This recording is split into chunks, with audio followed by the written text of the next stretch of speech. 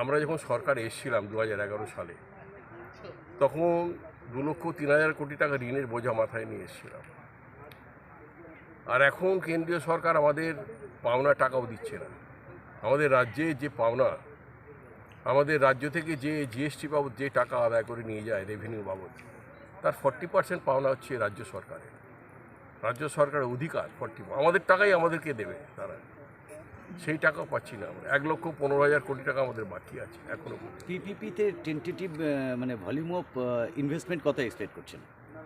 বলে দিচ্ছি, এখনও আমাদের যারা 100 দিনের কাজ করেছে, জব কার্ড হোল্ডার, প্রায় 21 লক্ষ জব কার্ড হোল্ডার তারা টাকা পায়নি।